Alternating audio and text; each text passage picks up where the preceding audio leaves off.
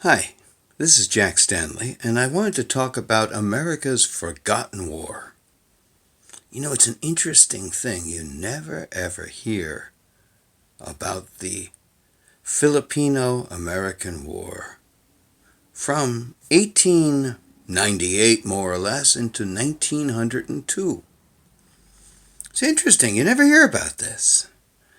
And what's most remarkable about this war, it was truly a war of aggression.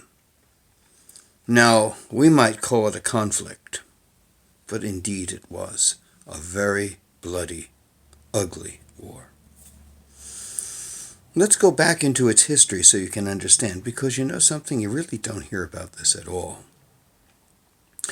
We had in 1898 something called the Spanish American War, and that was started basically because we had had for decades upon decades a desire to own Cuba.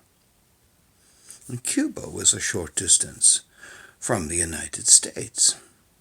And we wanted it in the worst way. It was a property of Spain. It had been since the 16th century. And so in 1898, there was a great deal of trouble brewing in Cuba between the revolutionaries in Cuba and the Spanish government and military. And there were all kinds of protests and revolts, and there was a great deal of execution and other stuff going on by the Spanish. The United States decided to send a battleship in, and that was the USS Maine, and had that sit in Havana Harbor. Now, the USS Maine is America's first battleship, more or less. Today it would fit under the term of cruiser, but it was the first battleship along with the USS Texas. It was an archaic design. It was obsolete when it came out. Its design was terrible. And it had in its various areas the machinery that ran it, the boiler rooms, and quite close to that was the rooms containing the gunpowder. And, well, as one could be expected, in the hot weather, with the boilers running all the time to keep the ship ready in case there's action, it got hot. Obviously, something caused an explosion within the ship, and it blew up, killing a good deal of the individuals on the ship. Well, outrage reigned supreme. Theodore Roosevelt was jumping around like a nervous Nelly. He was always like that, screaming we had to have war and that it was a mine that caused the problem. Well, it wasn't a mine. It was a very bad design of a ship. President McKinley tried to keep everything calm. That wasn't successful. You had William Randolph Hearst, and you had Joseph Puzzler, the famous publishers who did the yellow journalism, and that great famous line is, "You send me the information and I'll make the war." And of course, they swayed public opinion. And it reached a point that McKinley could hold back no more, and he actually talked to Speaker Joe Cannon, and he told him, "I need money," and he was prepared. McKinley didn't want to fight because McKinley was a veteran of the American Civil War. He saw how ugly war was. He saw the bodies piled high.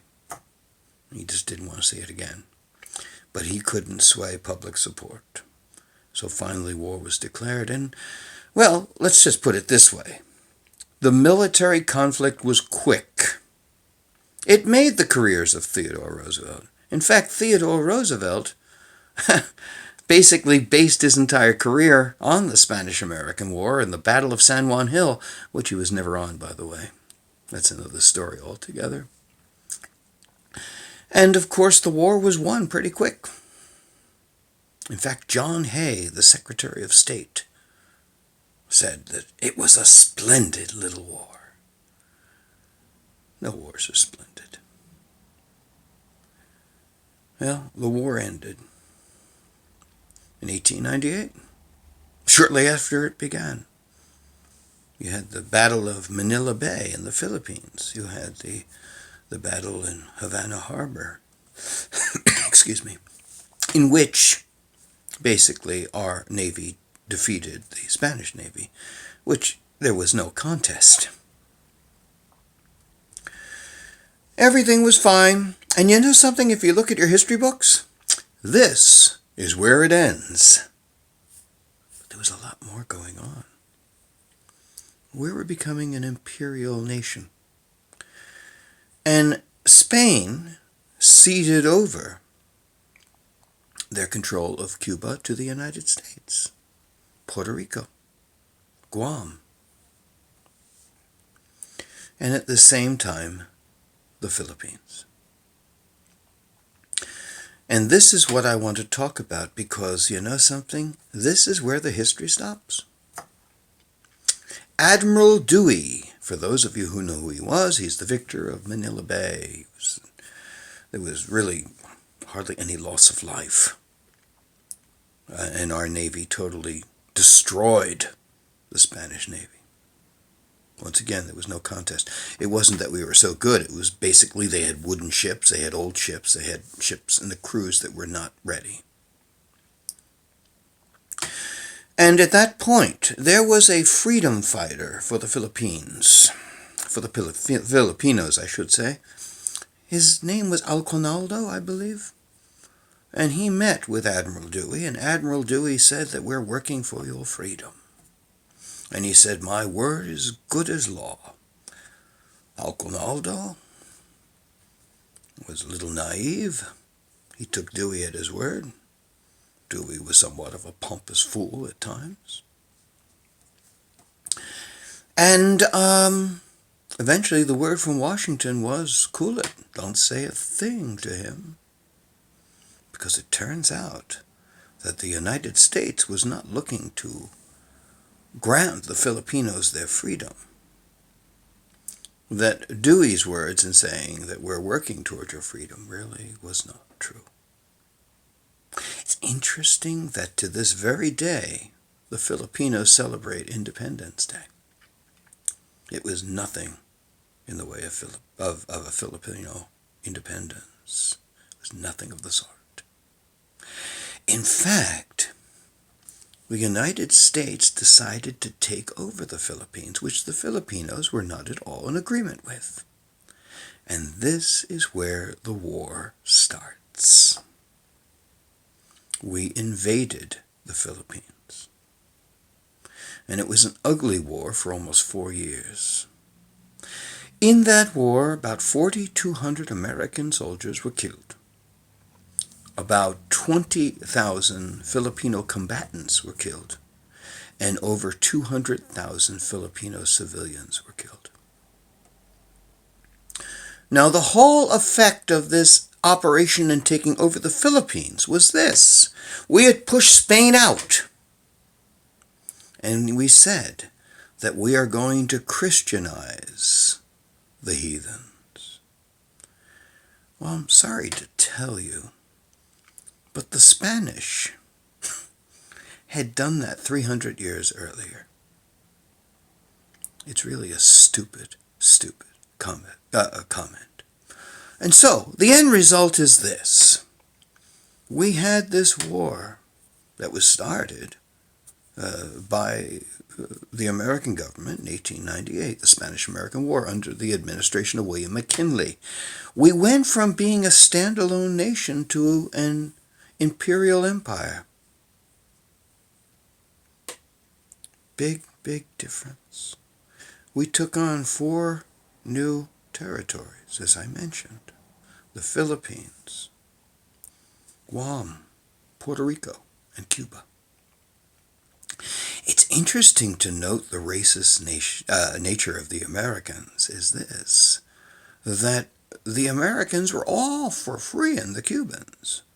And then they saw they weren't exactly white, and they were shocked. And the cartoons of the period are pretty ghastly if you look at them. But the war in the Philippines, which wasn't much different than the way they looked at the Cubans. By the way, Admiral Dewey referred to the Filipinos as Indians. And he said, I was going to rid the Indians. And so they just killed them. Pretty awful. The war ended July 4th, 1902, by a decree by the new president, Theodore Roosevelt. And we kept severe and tight control of the Philippines. Now, why do we need these islands? It's a very important point that we don't realize today, and that is we needed coaling stations. The battleships years ago, they needed coal to operate, to run their massive boilers. And so when you're sending fleets here, there, and everywhere, you have to have sympathetic areas for coaling. And that's why the Philippines, more than anything, was very important. Now, there's one country that took umbrage to this whole thing, and that was Japan. And it was said in 1900 that you've guaranteed a war with Japan over the Philippines because they looked at themselves as an imperial nation, and we were stepping into their empire.